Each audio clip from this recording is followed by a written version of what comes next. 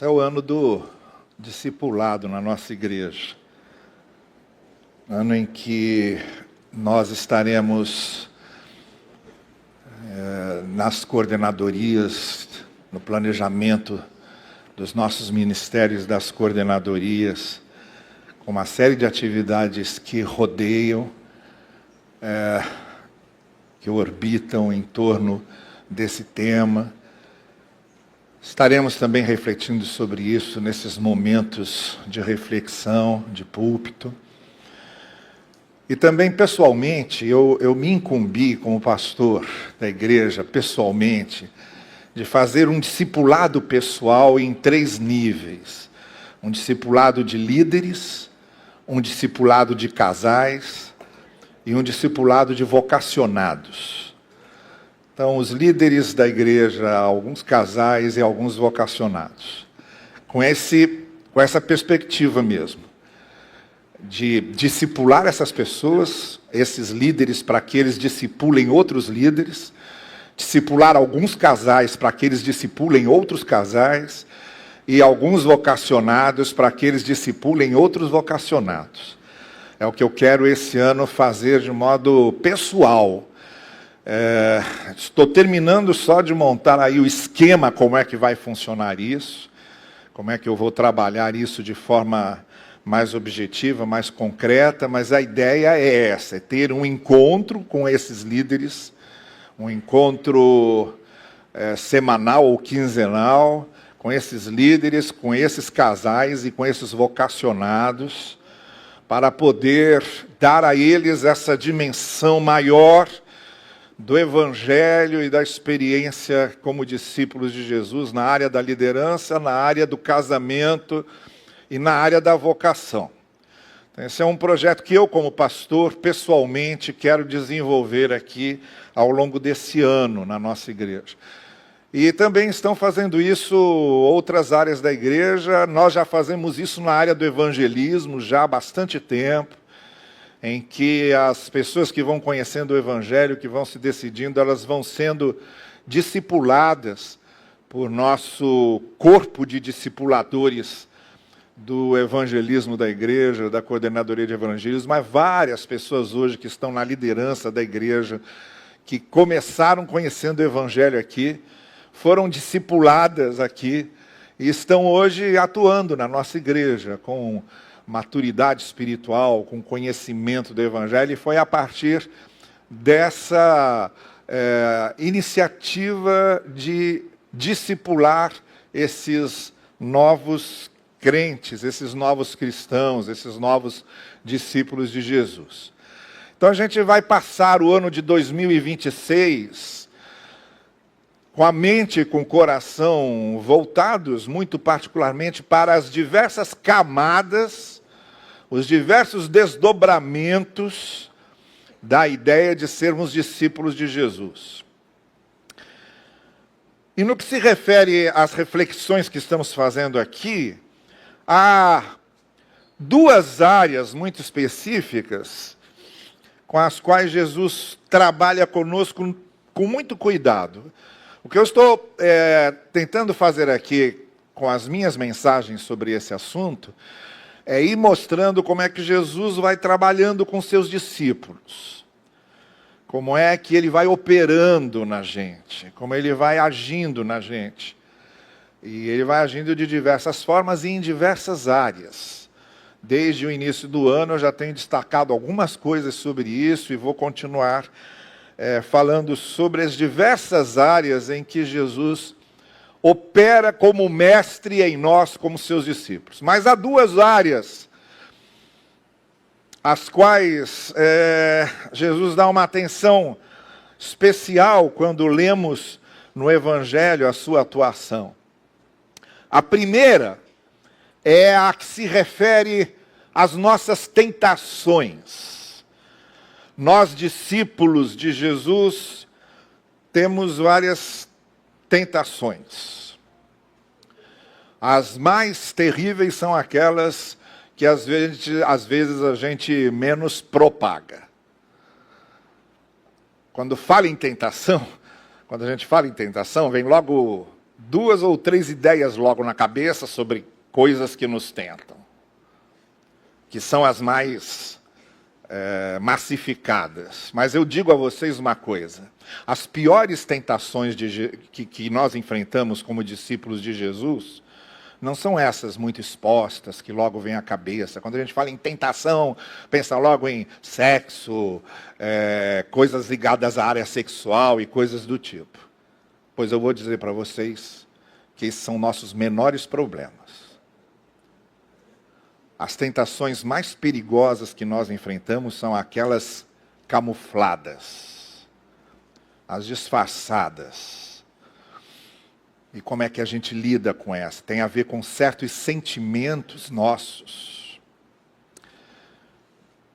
que nos dão muito trabalho do que aquelas que são logo expostas. Então eu vou me referir a isso num outro momento. Hoje eu quero falar sobre uma segunda área, com a qual Jesus também tem uma certa maneira de trabalhar, quase como um artesão, quando está mexendo naquilo que ele está formando, que é a área dos nossos tropeços, das nossas frustrações, dos nossos fracassos. Quando a gente sonha uma coisa e não dá certo. Quando a gente planeja uma coisa e não dá certo. Quando a gente ora por uma coisa e não acontece. Quando a gente está enfrentando uma situação na vida que faz com que a gente pergunte como é que Deus permitiu que acontecesse isso comigo. Quando a gente faz essa pergunta, puxa, eu tenho sido um servo de Deus tão dedicado e como é que está acontecendo isso comigo? Esses momentos das nossas frustrações, dos nossos fracassos pessoais, dos nossos tropeços, das nossas machucaduras, das nossas feridas. Jesus tem como mestre uma maneira muito peculiar de trabalhar com isso. Então eu queria fazer 2 coisas com vocês hoje. Primeiro, ler com vocês um texto. Ele é relativamente mais longo do que os textos que eu costumo ler. Então eu queria que você acompanhasse, se você tem a sua Bíblia física ou se tem a sua Bíblia virtual. Abra em João capítulo 21, por favor. E acompanhem comigo a leitura, porque nesse primeiro momento eu quero ler com vocês e fazer alguns comentários. E depois, num segundo momento, eu quero sistematizar isso aqui e fazer uma aplicação mais prática e concreta sobre isso. Mas o texto ao qual estou fazendo referência é aquele texto clássico sobre Jesus ressuscitado, aparecendo aos seus discípulos e trazendo Pedro para perto depois de um grande tropeço, de um grande fracasso e de uma grande frustração que Pedro teve na sua vida, que foi negar a Jesus. Jesus estava com seus discípulos celebrando a Páscoa, momento em que ele também transformou o pão num símbolo muito especial da sua missão, e a mesma coisa ele fez com o vinho. E naquele momento, ele havia dito: um de vocês vai me trair, e estava se referindo a Judas. Mas houve no diálogo uma certa tensão, em um outro momento daquela situação, em que Jesus disse assim: olha, importa que eu vá a Jerusalém, chegue lá e eles vão me prender, vão me julgar, vão me matar. E eu ressuscitarei ao 3º dia. Eles ficaram tão impressionados com aquela figura, com aquela imagem de Jesus sendo morto, que nem prestaram muita atenção na questão da ressurreição, mas também mesmo se prestassem atenção não entenderiam muito bem sobre aquilo. Mas naquele momento, e movido por uma intenção emocional muito legítima, até porque Pedro já estava convivendo com Jesus há 3 anos, e intimamente convivendo com ele todos os dias. Pedro diz assim: Nós não deixaremos que aconteça isso. Eu nunca te deixarei. E aí Jesus vira para Pedro e diz assim: olha, Pedro, eu lamento te dizer, mas antes que o galo cante, quando começar a amanhecer, você já terá feito isso. E agora eu não estou falando de Judas, eu estou falando de um outro tipo de traição. Porque a gente pensa que tem só a traição de Judas. Não, existem outros tipos de traições que fazemos a Jesus. Pedro, de certa forma, também seria um tipo de traidor. E Jesus diz a ele: olha, você vai negar que me conhece. E não vai fazer isso uma vez, não vai fazer duas, vai fazer 3. E foi exatamente o que aconteceu. Aí tem toda aquela situação de Jesus sendo levado ao pretório romano, sendo preso. E os discípulos se dispersando, assustados, muito assustados com tudo aquilo que estava acontecendo. E Pedro sendo indagado por 3 pessoas diferentes ao longo daquela madrugada. Inclusive, não indagado por alguém importante, mas por pessoas comuns, que a rigor nem poderiam fazer nada contra ele, mas naquele momento ele, de fato, repete por 3 vezes não ter conhecimento de quem era Jesus, nunca tê-lo visto, nunca ter estado com ele. Então é nesse momento aqui que começa esse texto de João 21. Jesus agora está ressuscitado. Cada evangelho conta a ressurreição de um jeito. Não adianta você querer colocar no mesmo balaio, não vai conseguir, porque os evangelhos são livros autônomos, diferentes, cada um deles baseado em certas informações que foram recebidas, e às vezes algumas dessas informações eram diferentes de outras que outro evangelho usa. Então há um inevitável contraste entre alguns desses episódios, entre eles o episódio da ressurreição, que é contado por cada evangelista de um jeito, dentro daquele objetivo que o evangelista tinha de realçar aquilo.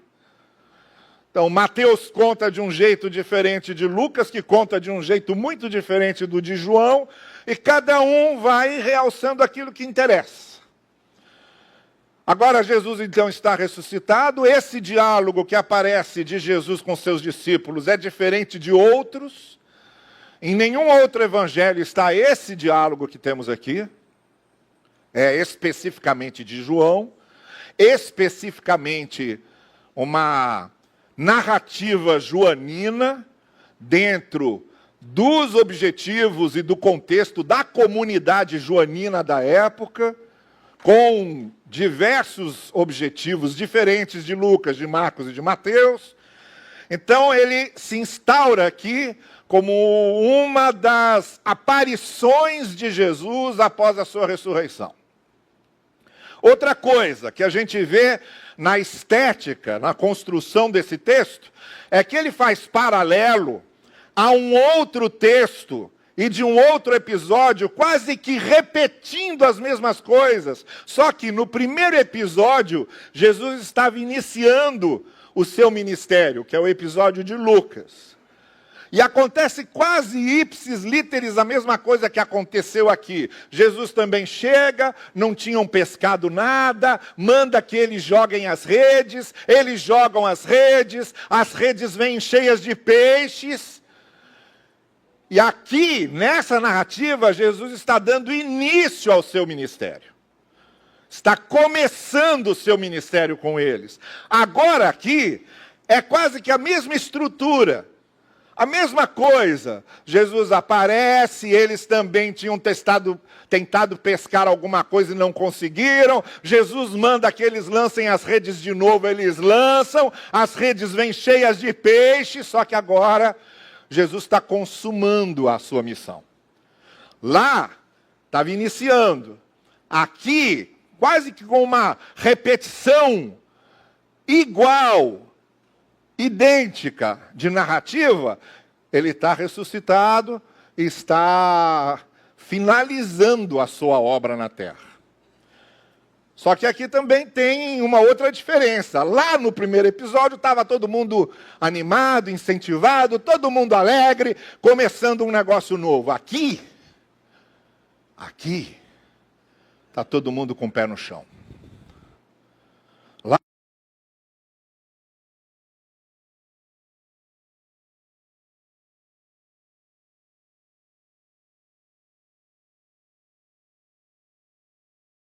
que Jesus, o mestre, trata os seus discípulos. E aí eu quero que vocês então leiam comigo, que eu quero fazer rapidamente essa leitura com alguns comentários e depois eu quero fazer algumas aplicações mais práticas aí. Mas eu começo a ler a partir do verso 4, no capítulo 21 de João. Olha lá. Ao amanhecer, Jesus estava na praia, mas os discípulos não o reconheceram. Isso aconteceu também lá com os discípulos de Emaús. Lembram daquilo? Andaram do lado de Jesus e também não tinham reconhecido, só na hora que Jesus foi partir o pão que eles reconheceram. Você vai me perguntar, como é que isso aí é possível? É possível talvez porque ninguém imaginava que ele fosse ressuscitar e podia ser alguém muito parecido ali ao longe, chegando. Bom, não o reconheceram. Ele então lhes perguntou, filhos, vocês têm algo para comer? Eles responderam que não. Então ele disse, lancem a rede do outro lado do barco e vocês encontrarão. Eles a lançaram e não conseguiam recolher a rede. Tal era a quantidade de peixes. De novo, acontecendo a mesma coisa que havia acontecido lá no início, acontecendo agora.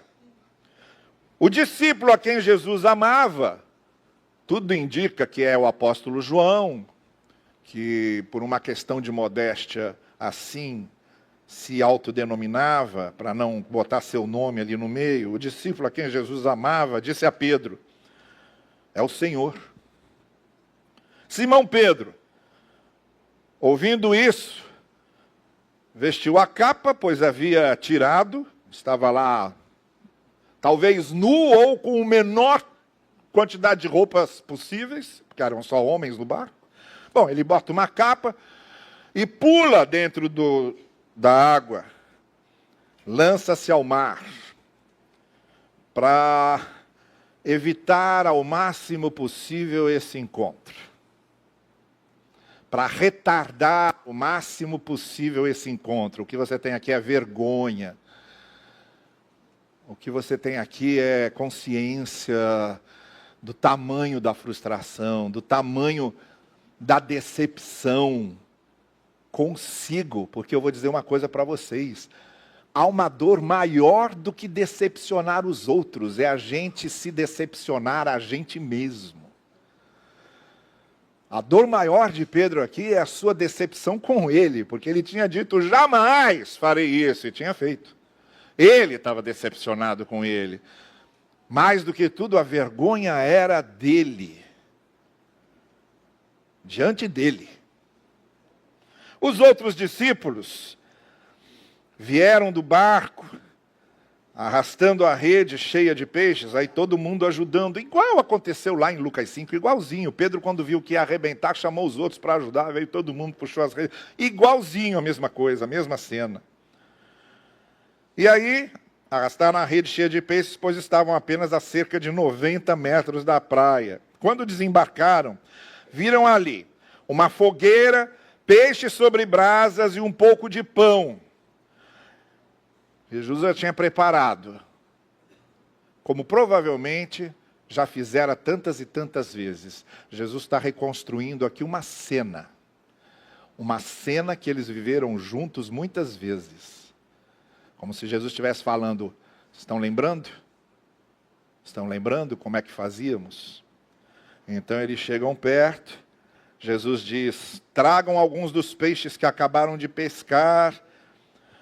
Vamos fazer aqui uma moqueca capixaba. Simão Pedro entrou no barco e arrastou a rede para a praia. Ela estava cheia, tinha cerca de 153 peixes. Embora houvesse tantos peixes, a rede não se rompeu. Jesus lhes disse, venham comer. Nenhum dos discípulos tinha coragem de lhe perguntar, quem és tu? Sabiam que era o Senhor. Jesus aproximou-se. Agora vejam a dramaticidade dessa cena, tá? Olha a descrição dramática. Ele toma o pão como dezenas de vezes ele já devia ter feito com eles. Toma o pão, parte o pão, dá a eles, como dezenas de vezes deve ter acontecido ao longo daqueles 3 anos. Como se ele dissesse: eu sou o mesmo. Eu sou o mesmo. Jesus fazendo o mesmo com o peixe, e aí João diz que era a 3ª vez que Jesus então aparecia aos discípulos. Depois de comerem, agora a gente está chegando ali onde Jesus planejou chegar com tudo isso. Depois de comerem, Jesus perguntou a Simão Pedro: Simão, filho de João, você me ama mais do que estes? Disse ele: sim, tu sabes que te amo. Disse Jesus: então cuide dos meus cordeiros. Novamente Jesus disse: Simão, filho de João, você me ama? Ele respondeu: sim, Senhor, tu sabes que te amo. Disse Jesus: pastoreie as minhas ovelhas. Pela 3ª vez ele lhe disse: Simão, filho de João, você me ama? Olha, esse negócio de chamar de filho de Simão está muito personalizado isso, tá? A gente sabe que Simão é um nome comum. Naquele tempo, o corpo apostólico tinha 2 Simões. Então era um nome muito comum. Mas Jesus está personalizando. Você, Simão, filho de João. Você, este Simão, você. É com você que eu estou falando. E Pedro, então, meio magoado, porque Jesus estava insistindo com essa pergunta: você me ama? Ele responde: Senhor, tu sabes todas as coisas e sabes que te amo. Disse-lhe Jesus: cuide das minhas ovelhas. Digo a verdade, quando você era jovem, Pedro, vestia-se e ia para onde queria, mas quando for velho, estenderá as mãos e outra pessoa o vestirá e o levará para onde você não deseja ir. Jesus disse isto para indicar o tipo de morte com a qual Pedro iria glorificar a Deus, e de fato, todos esses apóstolos foram martirizados. Os 11 que sobraram, todos foram martirizados, e Pedro seria um deles. Pedro voltou-se e viu que o discípulo a quem Jesus amava e seguia, este era o que estivera ao lado de Jesus durante a ceia, e perguntara: Senhor, quem te irá trair? Quando Pedro o viu, perguntou: Senhor, e quanto a ele? Respondeu Jesus: se eu quiser que ele permaneça vivo até que eu volte, o que importa? Quanto a você, siga-me. Foi por isso que se espalhou entre os irmãos o rumor, fake news aí já, de que aquele discípulo não iria morrer. Então, um já mandou para o WhatsApp do outro: eu acho que aquele lá não vai morrer não, porque Jesus disse que... Mas Jesus não disse que ele não iria morrer, apenas disse: se eu quiser que ele permaneça vivo até que eu volte, o que importa?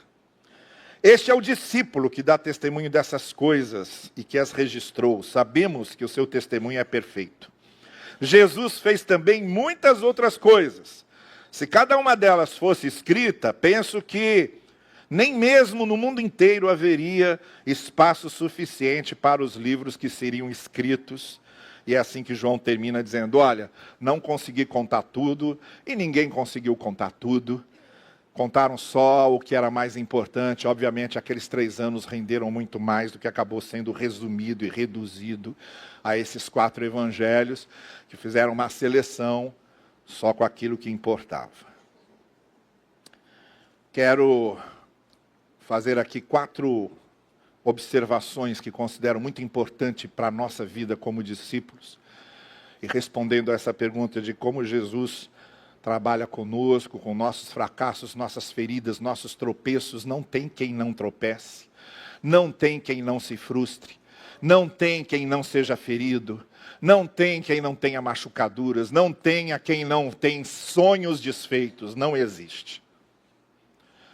A nossa caminhada com Jesus não nos coloca numa redoma e nem nos incapacita, impossibilita de que aconteça conosco o que acontece com qualquer ser humano. Também acontece conosco. Só que nós temos uma grande vantagem. Nós somos discípulos de um mestre que está muito interessado em trabalhar conosco, em moldar-nos. E como é que ele faz isso? Com referência a nossos fracassos, nossas frustrações, nossos tropeços e nossas feridas. Primeira coisa que a gente percebe aqui, primeiro Jesus começa mexendo com a nossa memória. Quando a gente cai, tropeça, se frustra, se entristece, fica ferido, decepcionado, se desilude, seja como for, quase que eu digo aqui, seja que diabo for, seja como for, a primeira coisa que Jesus faz é trabalhar com a nossa memória porque a gente esquece.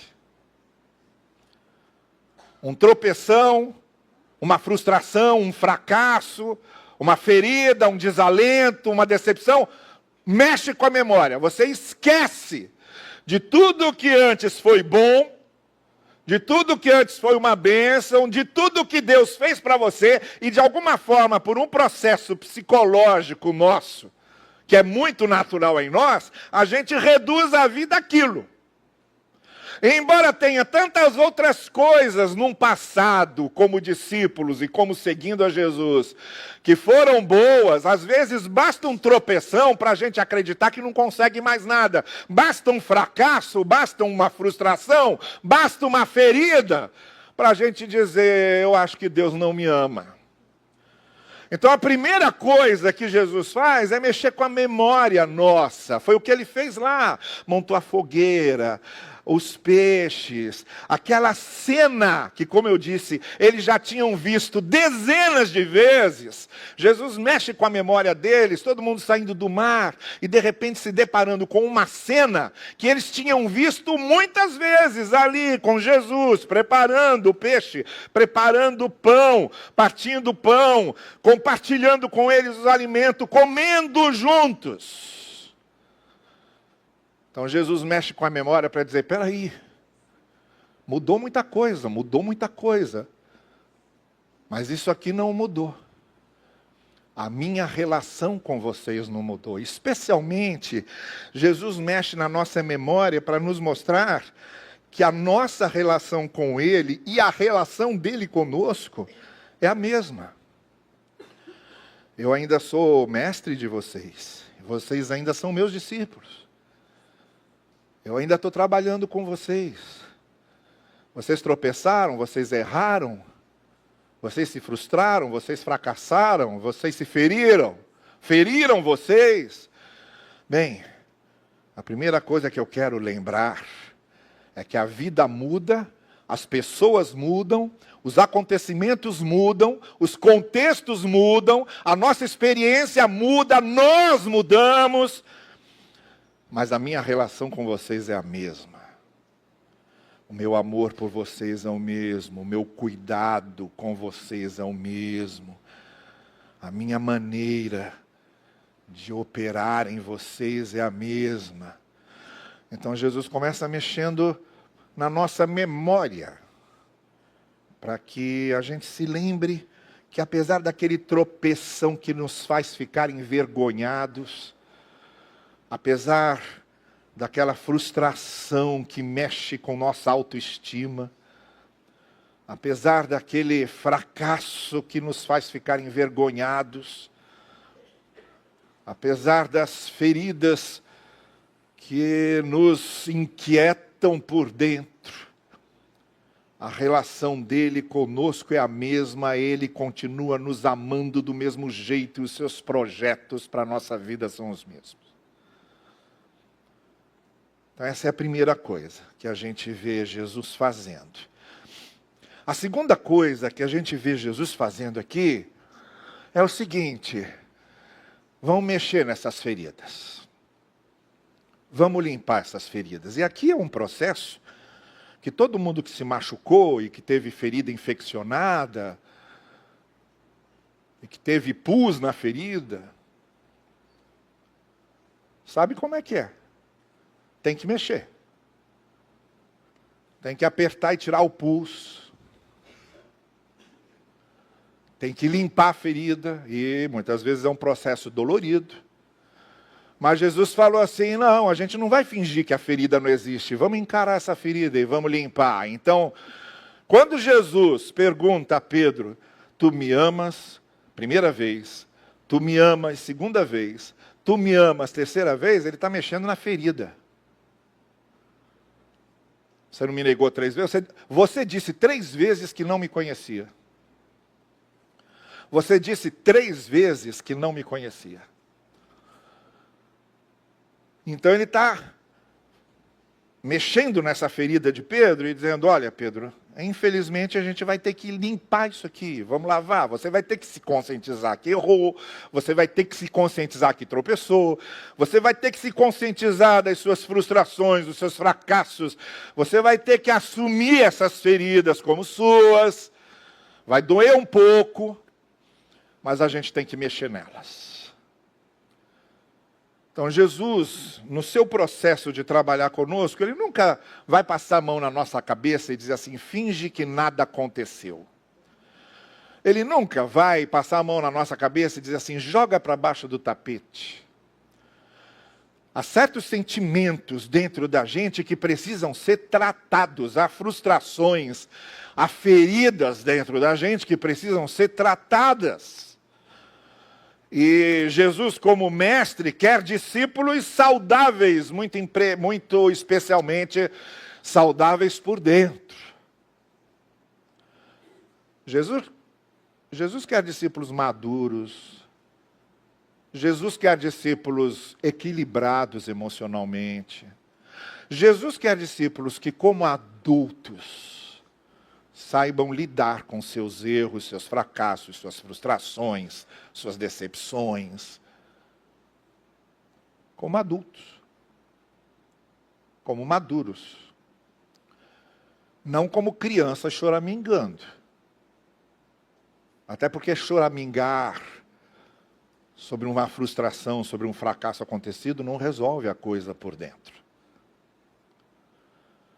Então há feridas nossas, que a única maneira da gente fazer uma espécie de autoexorcismo é a gente limpar essas feridas.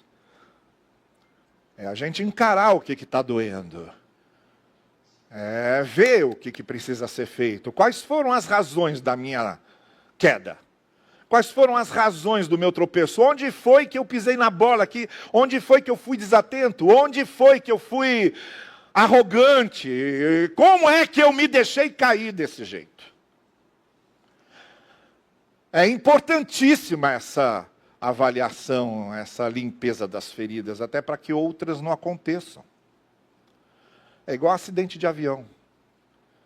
Cada acidente de avião tem que ser criteriosamente estudado, não é isso, Vandelli?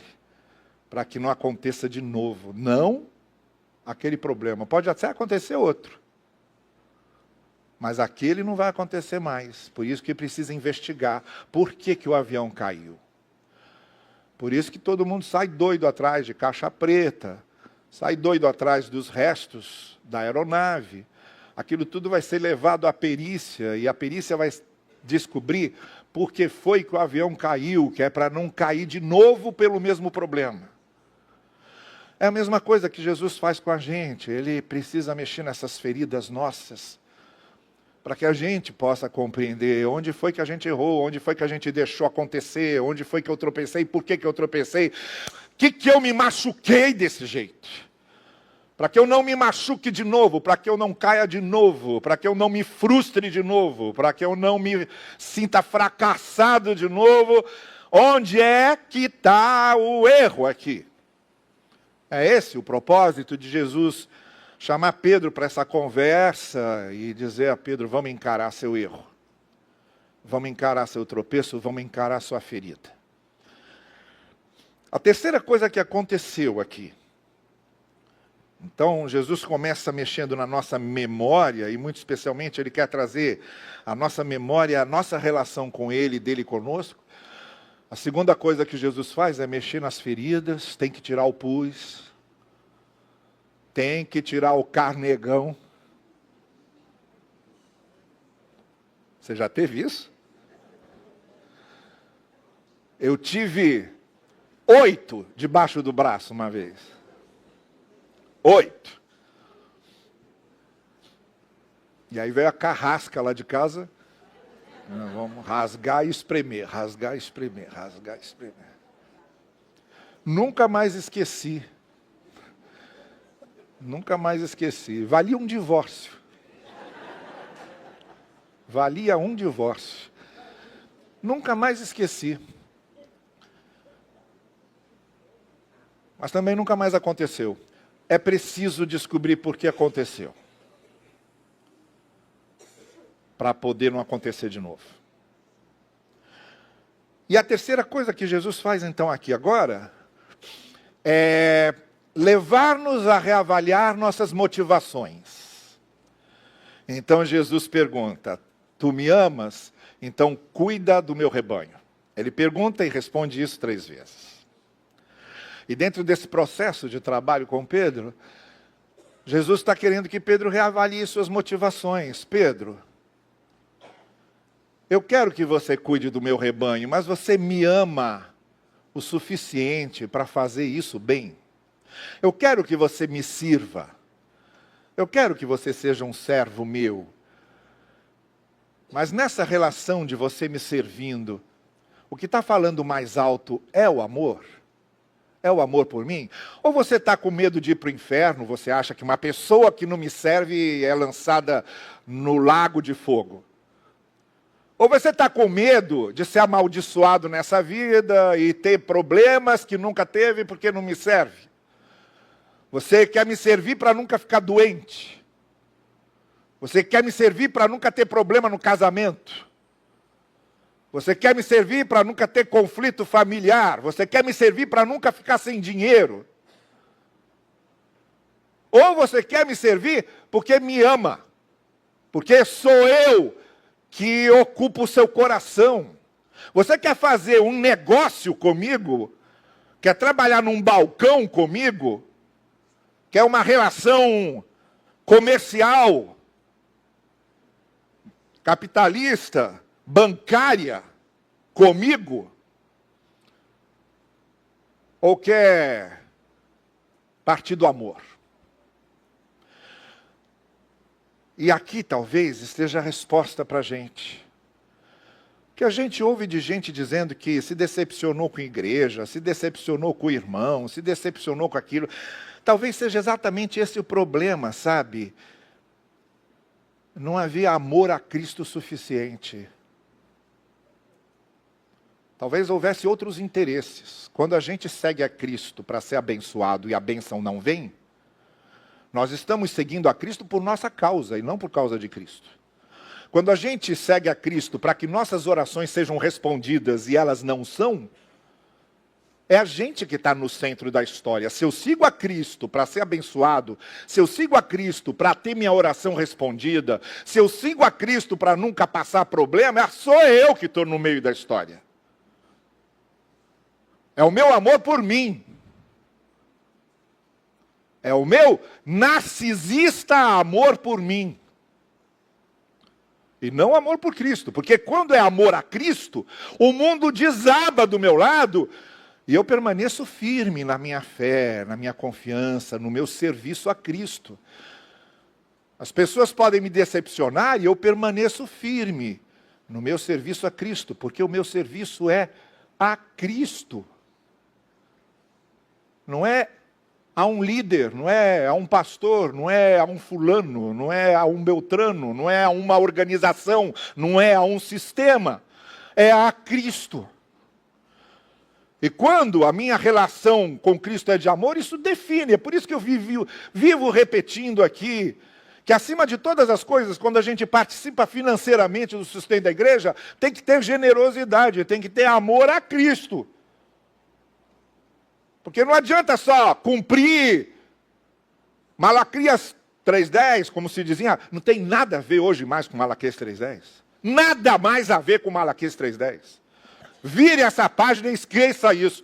A nossa participação financeira de sustento à obra tem a ver com o coração generoso e com o nosso amor a Cristo. Ou é isso que define, ou qualquer coisa que acontecer me faz parar de contribuir. Ou é isso que define, ou qualquer decepção que eu tiver com o irmão me afasta da igreja, da obra de Deus. Ou qualquer coisa que acontecer que esteja fora do que eu quero, aí eu abandono o evangelho e digo, não creio em mais nada. É claro, porque era a tua cara ali, entende? A moeda tinha a tua cara. A imagem não era de Deus em você, era de você em você. Então, Jesus trabalha com Pedro dizendo, Pedro, esse negócio não aconteceu porque você confiou demais em você, porque você achou que era o tal, porque era a sua face na moeda. Será que se você me amasse realmente, você teria me negado? Assim como se Judas me amasse realmente, ele teria me traído. Então faz parte desse processo terapêutico de Jesus conosco e com seus discípulos, fazer a gente avaliar as nossas motivações. Quais são as nossas motivações? Quais são?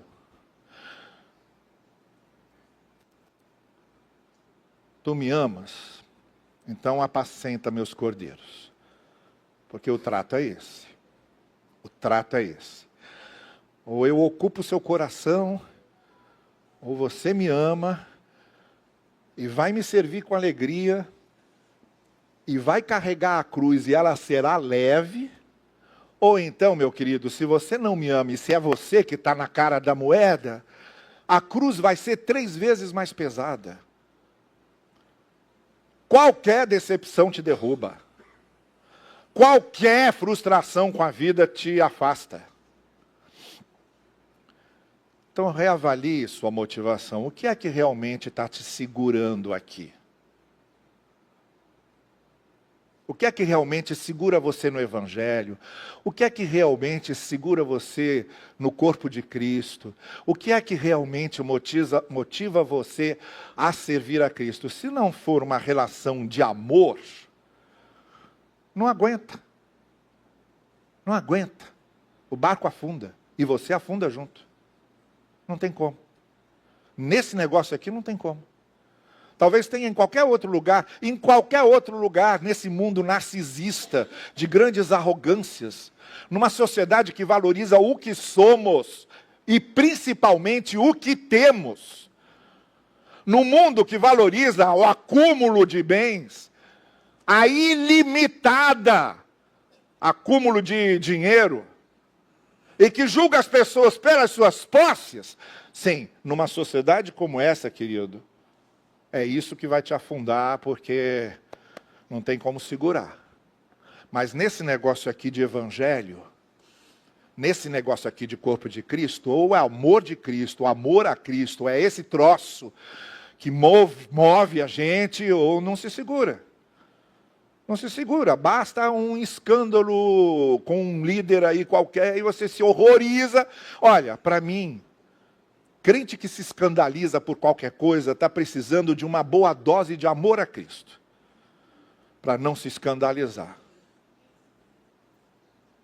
Porque quando a gente fica se escandalizando com qualquer coisa que dizem e fazem, o que está faltando aí é uma avaliação de por que a gente está nisso. Por causa deles, do que dizem e do que fazem? Por causa da personalidade forte de um líder? Se for isso, o barco afunda. Se for isso, o barco afunda. Por isso Jesus está perguntando a Pedro, tu me amas? Então apacenta meus cordeiros. Vamos à quarta e última coisa para encerrar, que a hora já se faz tarde. A quarta coisa que Jesus faz, mexe com a nossa memória, mexe com as nossas feridas, mexe com as nossas motivações. E agora, mexe com a nossa capacidade de autocrítica. Digamos assim. aguça nossa sensibilidade de autocrítica, que é o que acontece no final do texto. Quando Pedro diz, e aquele lá, o que vai ser daquele lá? Ele diz, se eu quiser que ele viva para sempre, qual é o problema? Siga-me você. E aqui a gente tem mais um desses meios de Jesus ajudar-nos a superar nossas frustrações e fracassos e tristezas e feridas. É aprendermos a ser mais autocríticos do que críticos. É aprendermos a criticar mais a nós mesmos do que a criticar os outros. É aprender a buscar mais as nossas fraquezas do que ficar interessado em apontar a fraqueza dos outros. É ouvir Jesus dizer, que te importa se for isso? Siga-me você. A gente às vezes segue o caminho contrário, né? A gente se interessa demais pela vida dos outros, se interessa demais pelo pecado dos outros, se interessa demais pela fragilidade dos outros, se interessa demais pelos outros. E aí vai se esquecendo que nós temos tantas ou mais fragilidades e fraquezas do que os outros que a gente está apontando. Não são 2 ou 3 histórias de gente muito, muito exigente com os outros, que quando você vai vasculhar ali, você descobre que essas pessoas que exigem demais dos outros são justamente as que têm a vida mais problemática. Esses líderes, prestem bem atenção no que eu vou dizer, esses líderes que são muito legalistas, muito exigentes, impondo a sua imagem sobre seus liderados o tempo todo, esses aí que exigem a todo custo que os outros tenham uma maneira certa de andar, uma conduta ilibada e etc, etc. Esses aí, meu querido, se você tirar a máscara, se você despir, é igual a fábula do rei nu. A gente vê que está nu. Os mais exigentes com os outros são os que têm mais problemas. E por isso, Jesus diz, olha, vamos aguçar a nossa sensibilidade de autocrítica. Comece a cuidar mais de você, das suas fraquezas, das suas fragilidades, do que dos outros. Olhe mais para seus erros do que para os erros dos outros. Isso é processo de fortalecimento, pessoal. Quanto mais crítico você for de você mesmo, mais você está se fortalecendo. Quanto mais rachaduras você encontra em você mesmo, mais você está se fortalecendo. Quanto mais fragmentos você encontra em você mesmo, mais você se fortalece. Mas se seu olhar está voltado só para descobrir as rachaduras dos outros, as suas estarão expostas e algum dia serão públicas. E algum dia serão sabidas de todos. Então cuide das suas rachaduras. Cuidemos das nossas fraquezas. Que te importa que o outro viva para sempre? Siga-me você. E essa é a 4ª maneira de Jesus trabalhar conosco nos nossos tropeços.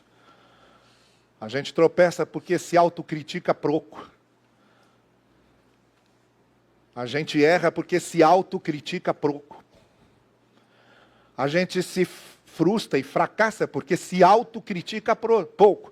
Se a gente começar a se autocriticar mais e melhor, a gente se defende mais e melhor. É disso que Jesus está falando. Siga-me você. Importe-se com a sua fé. Importe-se é com você comigo, com a sua relação comigo. Olhe para dentro de você e veja o que você precisa melhorar como discípulo e deixe que eu trabalhe com os outros de Jesus. E aí, gente, só para terminar então, que pregador protestante é assim, né? Finalmente, mas não imediatamente. Então, só para terminar então,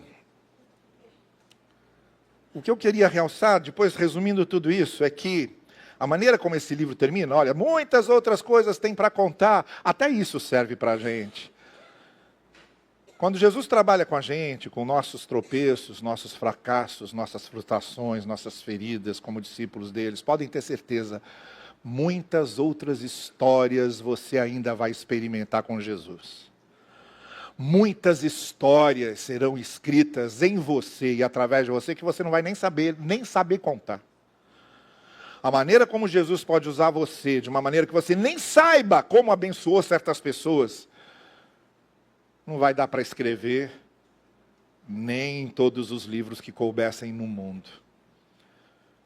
Mas o segredo é esse, é deixar-se trabalhar por Jesus. E aí sabe o que acontece? Quando a gente deixa esse processo acontecer, o que acontece com Pedro? Aqui você tem um Pedro, fracassado, ferido, machucado, frustrado, tropeçou, caiu. Você tem um Pedro aqui. Se você virar 3 páginas da sua Bíblia, você vai chegar em Atos 4, onde Pedro está diante do Sinédrio, dizendo aos líderes do Sinédrio, que diziam a ele para parar de pregar, ele olhando para eles como eu estou olhando aqui para vocês, e dizendo a eles, não tem como a gente parar de falar do que temos visto e ouvido. E aqui você tem outro Pedro. Lá um Pedro que diante de uma criada que não podia fazer nada contra ele, negou a Cristo.